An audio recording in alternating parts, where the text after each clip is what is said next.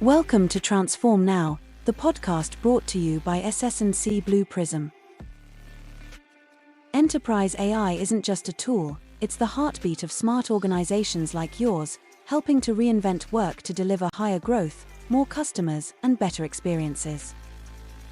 Join us as we discover how AI-powered work orchestration and automation is making things better for everyone: customers, employees, shareholders, and most importantly, you. Let's get into the show.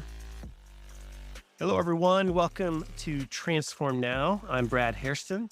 My guest today is Miguel Carrasco, the Global Public Sector Lead at BCG X. He is based in Sydney, Australia.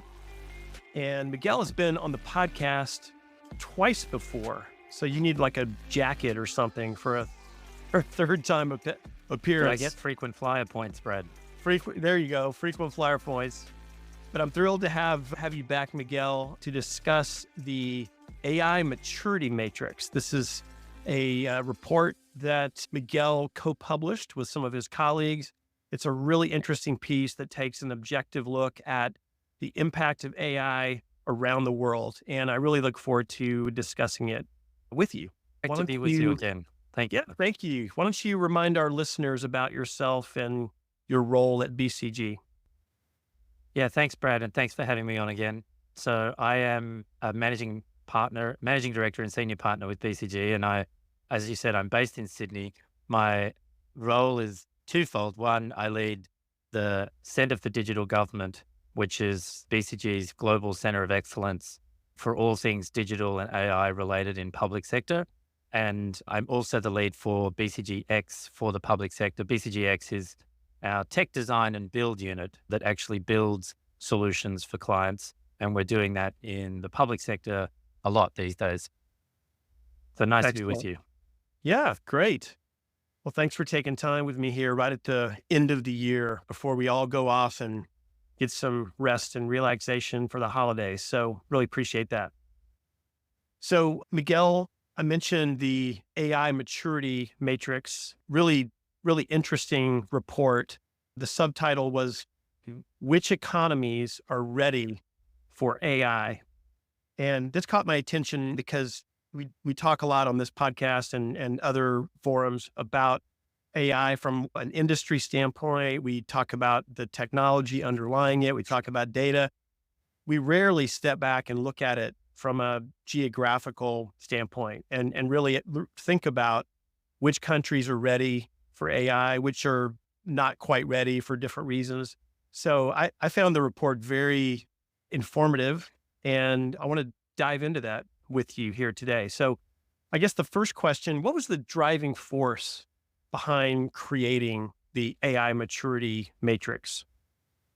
Yeah, it was a really interesting piece of work that we did with my colleagues to develop this matrix. And the main reason we wanted to do that was because AI is obviously having a very transformative impact on business, on governments, on economies overall.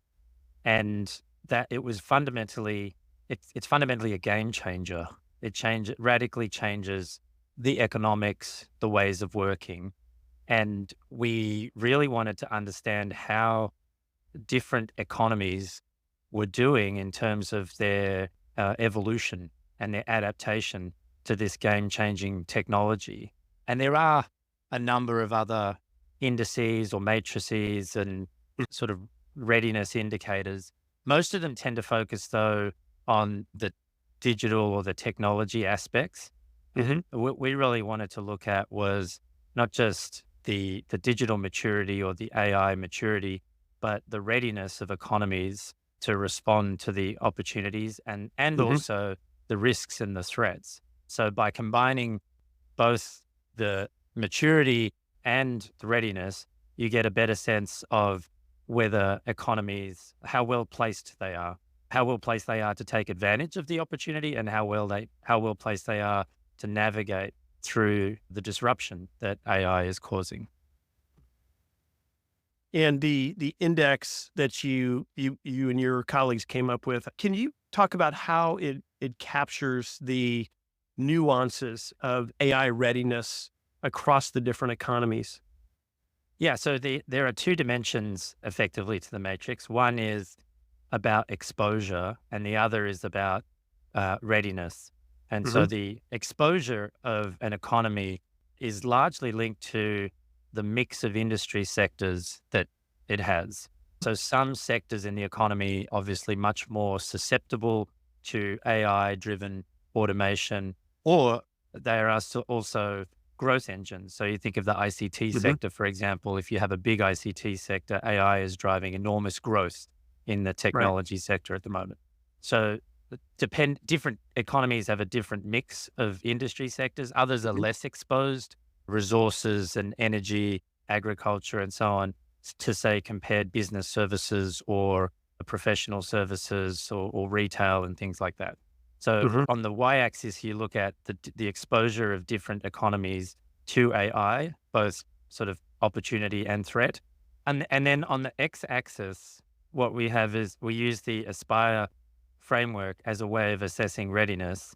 Um, Aspire is short for ambition, skills, policy and regulation, investment, research, and ecosystem. And what it Hmm. does is it takes a comprehensive measure of how well an economy is doing. Ambition, for example, looks at whether you have a strategy or an agency that's responsible for AI. Skills is about the the level of skills and the maturity of Hmm. skills in the workforce. Policy and regulation looks at the extent to which you have the right governance frameworks and guardrails for responsible AI. Investment looks at obviously the level of investment that's going into AI capabilities. Hmm. Research and innovation is about how the ecosystem is driving innovation. And then the last part is really about infrastructure. So the extent to which you have cloud, the availability of cloud services, energy prices, broadband Right. infrastructure, and so on. And when you take that holistic view, you can see that some countries do well on some elements, but not others. And Hmm. the interesting thing is that the AI pioneers in our matrix score very highly on all 6 dimensions. Hmm. The infrastructure component alone seems to be a challenge for every country around the world. There not enough data centers, not enough energy to go around. But I love the fact that you cover so many different dimensions in the way that you assess readiness. I mean, that's a pretty broad assessment. So in your report, you identify 5 countries that you call the AI pioneers. That's Canada, mainland China, Singapore, the UK, and the US. What is it that makes these countries distinct in their approach to AI?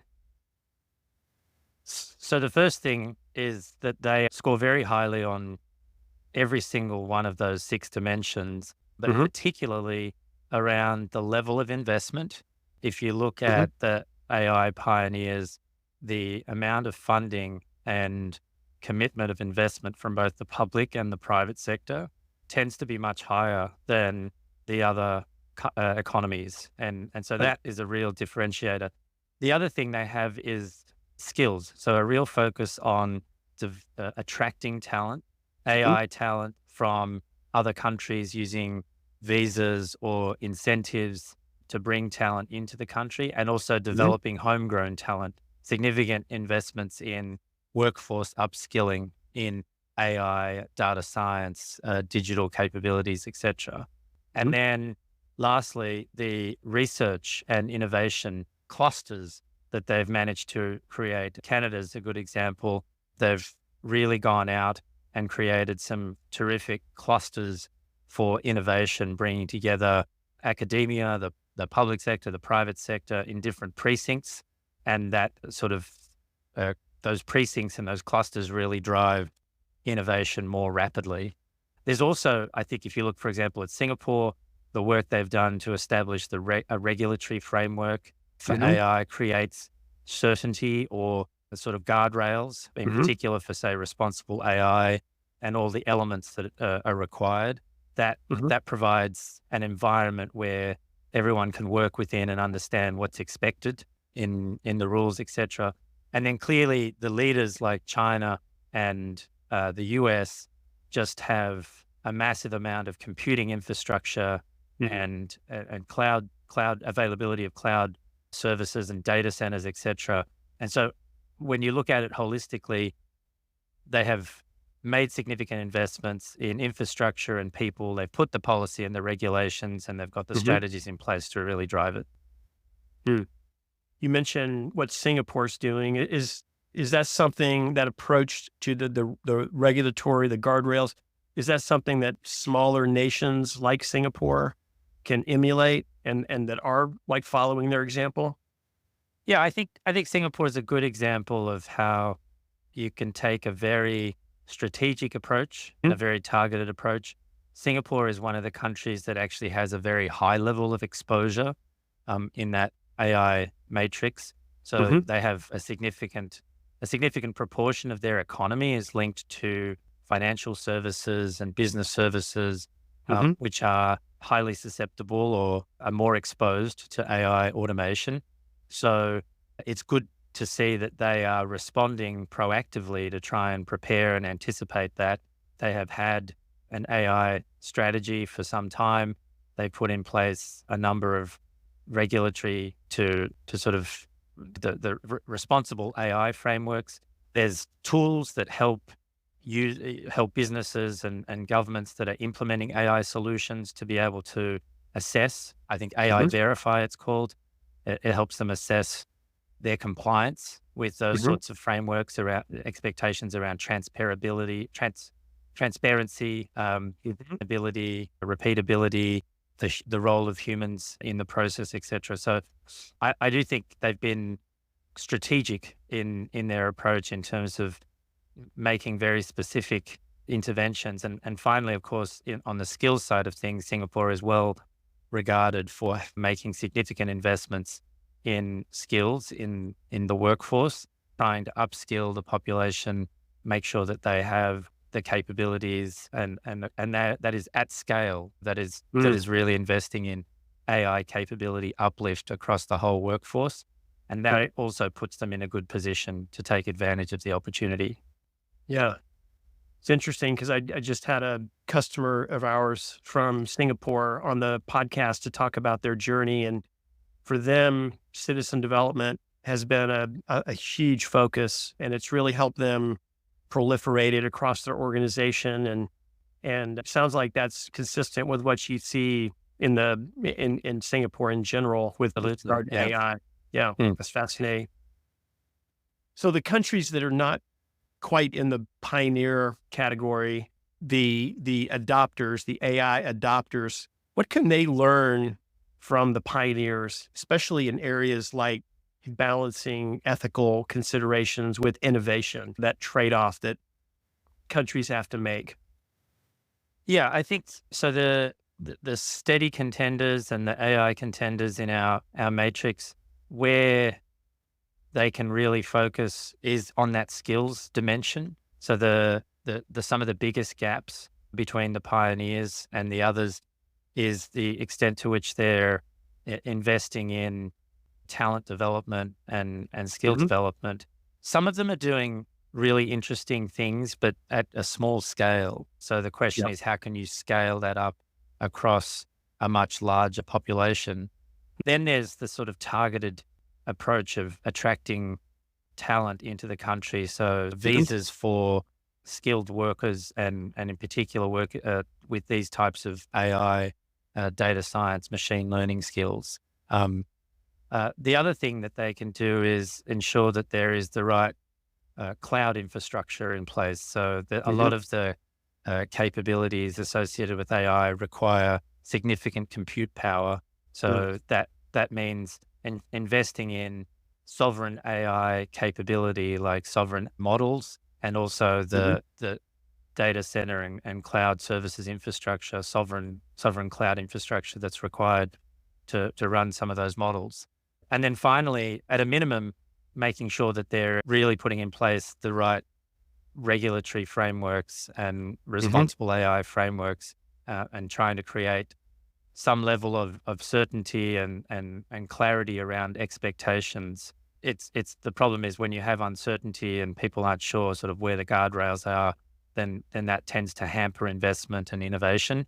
So, and I think the more that you can do also to connect the business community, who are often the demand drivers, with the government, who are often the regulators, and academia and the universities, where there's a lot of innovation happening, and really creating that positive dynamic and interaction between those different parts of the economy. The AI pioneers, I think, have got a very collaborative model across all of those sectors. And that, I think, is also something that the contenders can focus on. Excellent. So, Miguel, with regard to economies with low AI exposure, like those that are reliant on agriculture, how can they prepare for future technology disruption? Well, those countries that have a lower AI exposure tend to have certain sectors in their mix of industry sectors which are potentially less susceptible or less at risk of automation and so on. But there are great opportunities for those countries as well. So one thing is potentially diversifying their economy into other sectors that could be drivers for growth. So how could you see a lot of this in the Middle East, traditionally oil-rich, resource-rich nations that are proactively trying to diversify their economies and particularly trying to increase their exposure to the technology and ICT sectors. And I think that's a good example of creating economic growth and economic development by deliberately trying to influence the industry mix and sector mix of the economy. And actually creating more AI exposure isn't necessarily a bad thing. It could actually be a huge driver of growth and jobs in the future.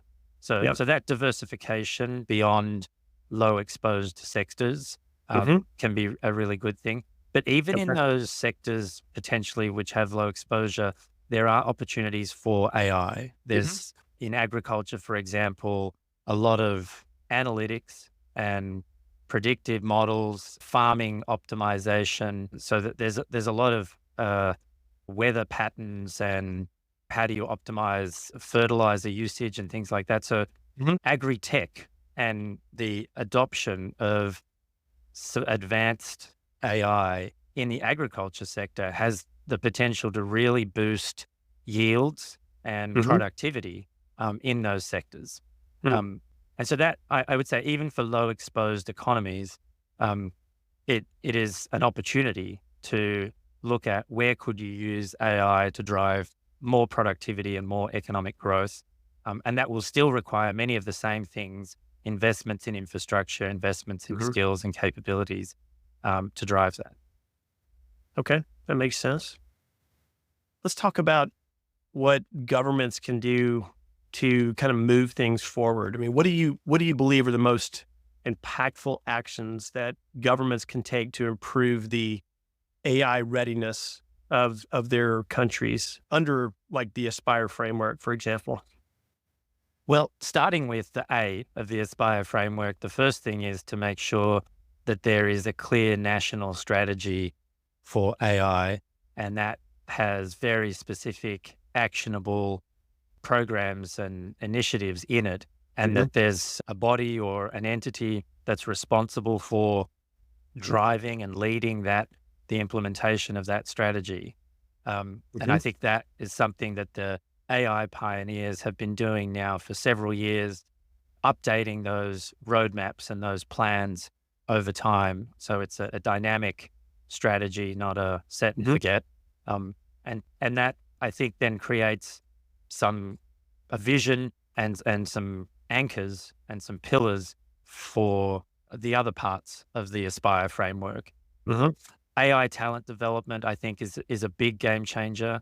I think the more that you can encourage individuals to learn and sort of take advantage of the opportunities, there's usually a lot of things already available, and all of us individually probably have to adapt our mindset to continuous learning and a willingness and an openness to explore the new technologies and understand what they can do. We've done research earlier this year which showed the more that you engage with and use AI in your everyday life, the less fearful you are and the more optimistic you are about the benefits and the opportunities that it can provide. So that increasing level of awareness and exposure in the workforce will then drive further innovation and productivity, because people will see what the opportunities are, where they can use it and adopt it to save time and spend time doing other more valuable things. And I think we're seeing that in the evidence play out. There's a lot of good examples where AI and Gen AI tools, for example, are taking out 4 to 6 hours a week of toil, things that people are not necessarily, that they can be very routine and very unattractive tasks. And so if you can take some of that toil away from people's jobs, it actually makes people's jobs better and more satisfying. And that's where I think there's a real opportunity to, in a more widespread way across the economy, across all the different sectors, how could you adopt it? Yeah, that's great. So as you just think about the report, the research that went into it, and the disparities that it highlighted as a result of the research, what are the long-term societal implications of that? The interesting thing is that obviously there's some clear leaders in the AI pioneer category: the UK, Canada, the US, China, Singapore. And whenever you have a sort of advantaged group, there's a risk that other economies start to fall behind and that it's not possible to catch up, and it creates potential for dependency. So those economies which are not the pioneers become dependent on the technology and the solutions and the offerings of those countries and those economies which are more advanced. And that bifurcation can create a gap, and that can also lead to or contribute to geopolitical tensions and other destabilizing and negative effects. So I do think that the important message here is to really understand what the level of exposure is and make sure that your readiness is at least keeping track with your level of exposure. And there's, for each of the economies, the 73 economies that we looked at, it's possible to see where their strengths are and where their weaknesses are, and then focus specifically on addressing those gaps as much as possible. And I would like to see, I think, the more that we can close those gaps, the more we can maintain some sense of equitable economic development across the whole world. That's great. I'll definitely put a link to the report in the show notes so people can reference it. I'm sure people that haven't seen it are going to want to definitely take a look at it. It's definitely got some great insights. Well, Miguel, as we wrap up, I thought I would just throw a couple of questions to you, just related to some of the things you talked about, but just from the perspective of being in Australia, being on the other side of the world from me, some big topics that I know we've been talking about and dealing with on the podcast with guests and such. One is the resourcing, the talent search, and finding the tech resources that are needed. That seems to be a huge challenge. And in the US, at least, we continue to see, the numbers show this, that the big tech companies are still gobbling up the majority of those resources. But we are seeing some of the big banks start to enter the fray. It's becoming kind of a hot job for a lot of people to go work at a bank, because they are just as eager to hire AI talent as the big tech companies. What are you seeing from your side of the world on that front, in terms of how the talent management, talent acquisition, talent retention challenge is going, and where do you see the talent going in your economy specifically? Well, I think it's probably very similar, Brad. I think a lot of the talent has been focused more in the tech sector, and when you look at the adoption of AI by different industry sectors, you definitely see the more advanced sectors are TMT, technology, Right. media, telecommunications, and then closely followed by financial services and banking. So that there are some sectors that are really pulling away in terms of their AI innovation, the adoption of AI in their organizations, the way they're embedding it into their ways of working and their processes. And I think that's highly correlated with their talent pools and the access to talent that they have. That some of that research we published earlier this year in our Build for the Future survey, which is also available on our website, and you can see there that the key success factor in many of those cases has been attracting talent and creating a critical mass of capability in your organization. And it creates a challenge for other sectors in terms of how do they compete. Sometimes they can't necessarily offer the same sorts of remuneration and being able to attract the talent with the same sort of salaries, etc. Right. In the public sphere, for example, which often has that challenge, you really have to attract people with something else, and that's the opportunity to create a greater societal good. AI has a massive opportunity to transform healthcare, education, infrastructure, agriculture, and so on. And so what we need to do is get people excited about the ability to create public value and solve massive societal challenges. Climate change is another one, and the energy transition, where AI can have a significant impact, potentially helping us reduce and manage the demand for electricity and energy, which then helps us address some of the challenges of meeting our climate change targets.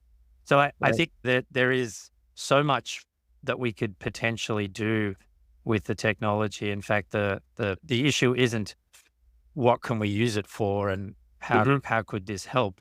How can we get more scale? One of the trends we've seen this year is companies and adopters of AI are really starting to move well beyond use cases and pilots and proof of concepts to really thinking about how do I embed AI into the organization as a lever for transformation and really radically transform how the ways of working, the roles and redefining roles. If you can dramatically reduce and automate 30, 40, 50% of a job, you've got to fundamentally rethink that role and what it should be about. So that's exciting, that transformation and how in doing so we can achieve some of the objectives and the priorities that we have as a society. You mentioned in there energy demand, which is certainly spiking quite a bit from the surge in AI in the U.S. and in the surrounding countries. What I see is somewhat, a down prioritization of the decarbonization effort that was really building steam for a while. Now just to meet the increased demand, countries are having to kind of rethink their strategy. And even in the US, we have a kind of a revival of nuclear energy, which I don't think anyone expected, especially with companies like Microsoft basically building an AI data center right next to a nuclear power plant to draw energy from it. So what are you seeing in your neck of the woods with regard to just that trade-off between we still want to decarbonize, we still want to do what's right for the environment, but we've got this increased energy demand that AI is bringing with it? Yeah, I think there is a good, robust debate happening about the energy mix and the solutions that are available and which ones are going to be what's the right mix of different types of energy solutions in order to meet the demand. And that will be different from one country to another, given their access to different resources and energy sources. I think that the costs associated with different energy generation are also continuing to evolve and change over time. And so it is quite a dynamic environment. We can influence the demand profile. And as I said earlier, there's ways of using analytics to really optimize and try to minimize the demand for energy. And that obviously then reduces the gap or the challenge that we have in trying to meet that energy need. We're seeing continued increase in the uptake of and the generation from renewables and low emissions and zero emissions technologies. So I think, and there's a lot of innovation happening in other spaces, and some of that innovation is what's going to help us achieve that objective in the long term as well. So I think the interesting question I pose or like to sort of debate with people is sort of how could technology, how could data, and how could AI help us meet the challenge of climate change and the energy transition? How could we use it to better manage demand? How could we use it to optimize supply? And I think there are some really good initiatives underway to try and match that supply and demand as best we can. And I think this challenge is not going to it's not going to go away. It's something we're going to have to continue to evolve and adapt over time. Right. Yeah. All right. Well, hey, Miguel, it's been great having you back on the show. I really appreciate it. This AI maturity matrix is, as I said, I think very, very informative. It's a different way to look at what's going on with AI. And I think you guys did a great job on that. So I'm glad to give it some visibility and make sure people are aware of it. But thanks for being here. I'll have to send your 3-timer jacket your way here soon. Well, thanks very much, Brad. And I should say to your audience and your listeners that in addition to being able to download the report on the website, there is also a visualization tool that you can use if you want to see how different economies are performing. You can select different benchmarks and different peer groups, and you can see the spider diagrams across the whole Aspire framework. And that is quite a dynamic way of looking into the data and understanding where different economies are, where the strengths and weaknesses are. Yeah, beautiful. That's great. All right. Well, thanks again to you, and I wish you all the best in 2025. Thanks very much, Brad. Look forward to seeing you in 2025. Thank you for listening to Transform Now, the podcast from SS&C Blue Prism. You can find all of our episodes on your favorite podcast channel, as well as YouTube. To stay on top of the hottest topics in the world of enterprise AI, subscribe now. The future of work is here.